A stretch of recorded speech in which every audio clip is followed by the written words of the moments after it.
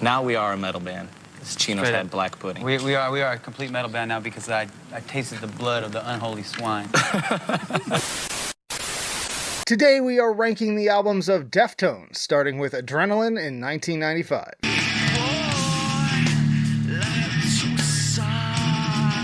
The debut full-length album from this California band, and one that very much helped to kickstart the nu metal movement alongside Korn's 1994 debut. I have a feeling that a lot of the newer fans out there would put this one much lower for being a bit less like the rest of the discography, but as someone who can remember renting this at the library to burn on a CDR back in the day, I have a lot of love for it. How could I possibly look old? I mean, no. Killer opener and bored with that hypnotic palm-muted hook and plodding pace, the track just oozes 90s attitude. Personal heavy hitters on this album for me are also the raging Root 7 Words and Engine Number 9.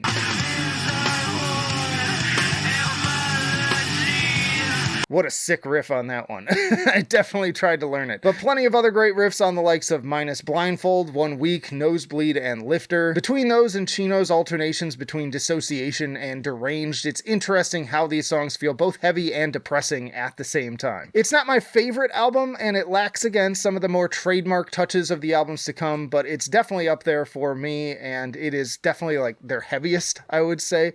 I could almost put it at perfection. I'm going to put it at fantastic. Next up is Around the Fur in 1997.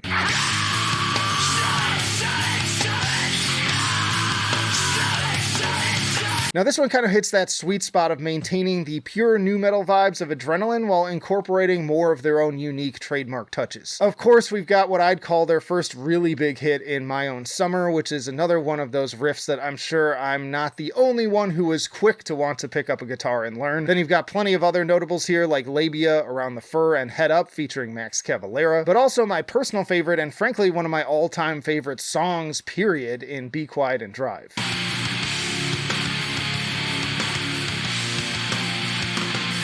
Total bliss in song form. I also really dig the acoustic version they did with Incubus and Adam Sandler of all people. I think that was in the lead up to Little Nicky. Really, every track here is awesome and kind of legendary album cover too. It's been so cool to see kids running around with it on t-shirts at about the age I was when I first heard it. Yeah, this one is going to perfection. Next up is White Pony in 2000. 25 years later, and this has held firm for me not only as my favorite Deftones album, but one of my overall favorite albums of all time. So many career favorites for me on this one. You've got some of their heaviest ragers here, like Feiticeira, Elite, Korea, and Street Carp, but woven alongside more hypnotic, atmospheric tracks like Digital Bath, Teenager, RX Queen, and the haunting shrieks of Knife Party.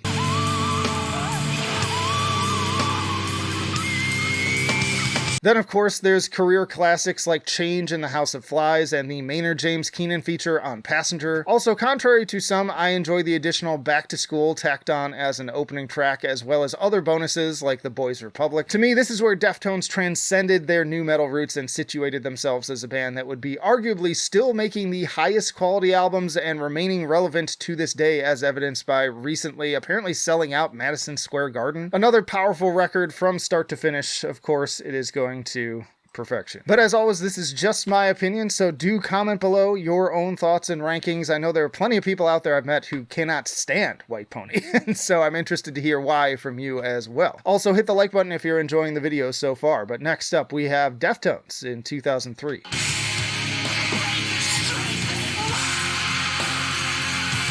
Time for a somewhat divisive follow-up. Love the opener Hexagram, my personal favorite, right at the top with the perfect, blissful yet somewhat ominous vibe of the verses and super headbang-worthy choruses. Pins and Needles is up there as well on this one, as is the drifty yet sharp Good Morning Beautiful. Possible hot take though? I have never been a fan of Minerva. From the first time they put that up as a lead single, I thought it was kind of boring.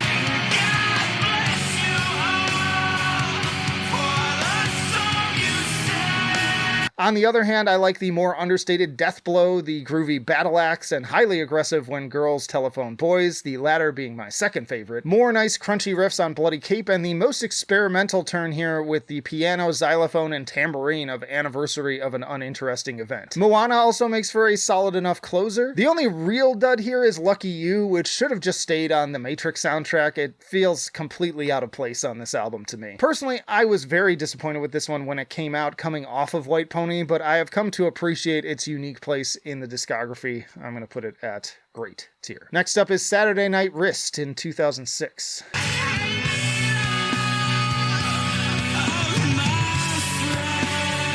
Chill opener and Hole in the Earth for more of that drifting on a cloud feel, contrasted nicely by the head bob inducing Rapture. Love those little guitar breaks with that little hook. More chill notes with Beware. Not a huge lover of this track, but I love that big doom riff that closes it out.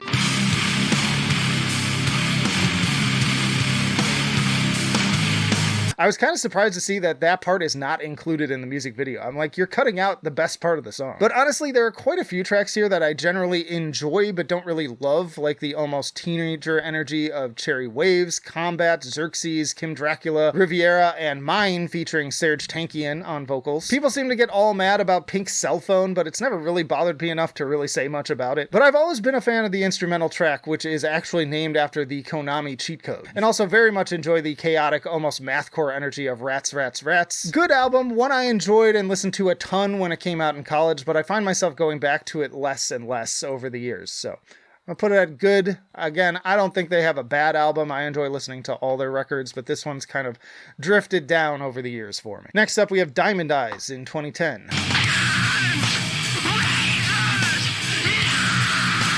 Now, there's an alternate universe where we got Eros instead of this if Chi hadn't died from his injuries in that motorcycle accident. But maybe someday we'll get to hear it. There are some kind of unfinished singles floating around. Instead, they scrapped that in favor of something they said was more fitting of where they were at in the wake of that tragedy, and this is that album. Lead single Rocket Skates got me super hyped for this one. Definitely my favorite track and a top one overall for me. You can't not scream that guns, razors, knives line. Another pretty chill opener in the title track. The chorus doesn't do much for me, but I dig that chunky Steven riff. Similar feelings for Risk, but speaking of killer guitar hooks, my favorite deeper cut on this one is Command Control. Also love that doomy groove of You've Seen the Butcher, and Prince gives me major RX Queen energy.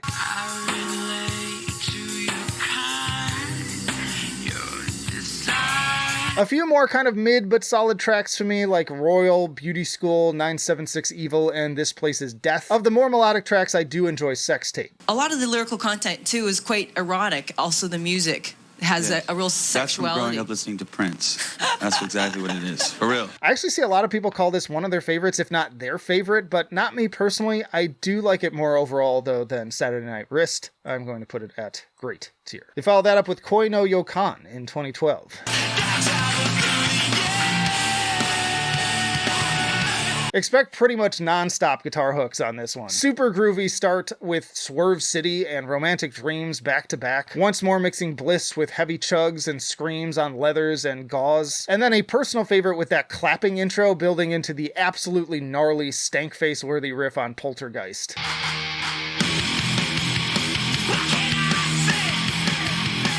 Took it to my veins! You'd think Entombed might be a super heavy track with that name, but this is another transcendent drifter, as is the massive sounding Rosemary. Love the big riff towards the end of that one too. Those contrasted by the more dark and unsettling energy of Graphic Nature and Tempest, the latter bringing yet another hypnotic groove. And then closing with the also fun Goon Squad and more melancholic What Happened to You. I like this one way more than the last two as a whole. I've even made arguments to put it in my top 3 at times.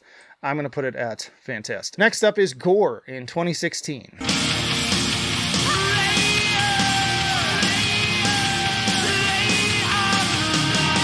Look, I have tried and tried with this thing. I thought maybe my re-listen this year would be the one that finally turned it all around for me. No. All of my previous criticisms still stand. The songwriting is kind of boring. The production is not good. And I just do not connect with anything here. I can somewhat appreciate Heart's Wires and a few other moments here and there. Prayers Triangles is the track that most people kind of shout out. But really, I have nothing more to say about this one. The meme continues. It's the one Deftones album that I just don't really care for. But if it were to come on in the background, I wouldn't like absolutely hate it. So it's going to okay tier. My disappointment is immeasurable, and my day is ruined. That brings us to Ohms in 2020.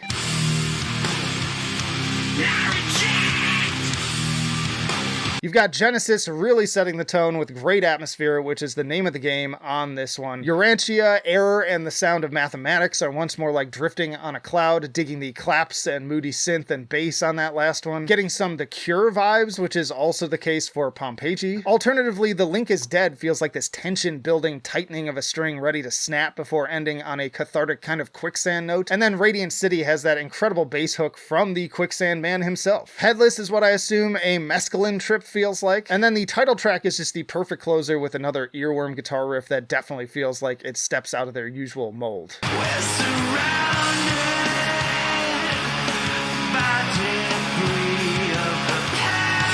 Just the perfect balance of both the band's heaviness and more blissful atmospheric qualities. And also, I just think this album is leaps and bounds better than anything else to come out from other bands from their, like, peer group out of this era. And especially after my disappointment with Gore, this was just a real treat. It's a very interesting album. Of the ones that I was kind of doing re-listens for this time, I found myself coming back to this one quite a bit. So it is going to...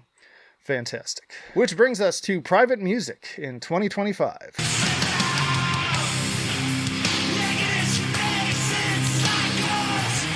Another strong opener with My Mind is a Mountain, very ethereal while bringing a little bit of venom at the same time, but as good as it is, it only gets better from here. The guitars and drums really working in tandem on Locked Club, so groovy, and I like the kind of daughters-sounding half-spoken, half-sung, reverb-soaked vocals. Ecdysis is also just awesome all the way around, from the very Helmet-esque chunky bass and punchy beats to the hooky guitar and earworm background additions from Frank. Chino also sounds amazing on this track, and it's very uplifting. And that positive, warm energy continues into Infinite Source, which seems like it takes some of the shoegazy approach from Gore, but infuses it into a much more textured and memorable composition that at times also gives just a hint of Coheed and Cambria.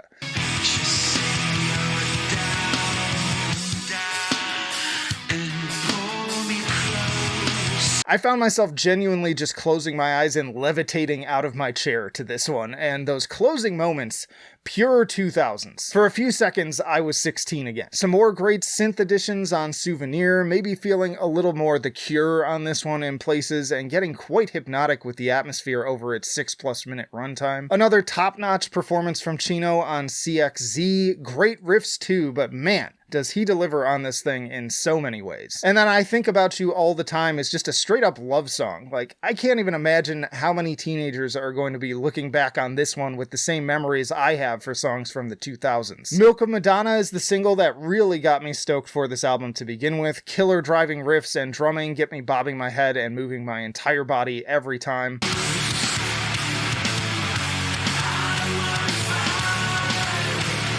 Got me with the stank face again on Cut Hands. So much attitude on that one, but also very dynamic. I have to say, I'm kind of surprised at the singles they did choose for this, because I think that they're actually kind of the least interesting, even though those are still great too. And holy crap, Chino even kind of raps on Metal Dream. This one gives me some Glassjaw energy. And then closing strong again with Departing the Body, which is probably the most fitting title to a Deftones song ever. Honestly, this may be the most in sync I've heard this band sounding in a long time. Everyone makes a strong impression and seems to have kind of the same vision, but once more, I have to really give it to Chino for what I feel is genuinely his best performance front to back since White Pony. He takes some risks on that closing track too, and I think they really pay off. I'd say that this perfectly joins a lot of the more forward-thinking mentality of Ohms with a certain nostalgic edge at the same time, and for an experience that manages to be varied while also feeling very cohesive as a whole. I try not to do this with new albums, but I do think that this is better than Ohms, and even my long-time, like, later career favorite, Koi No Yokan. And I also think that it's more impressive and ambitious than Adrenaline, so where else am I to put it? But honestly, I'm feeling perfection right now. I've listened to it like over a dozen times at this point, and it just gets better every time. Maybe my thoughts will change in the future, but if not up there, very close. Y'all check out this playlist for more new metal rankings, or this for your personal YouTube recommendation. But that'll do it for now. Flight of Icarus signing off. I will see you in the trenches.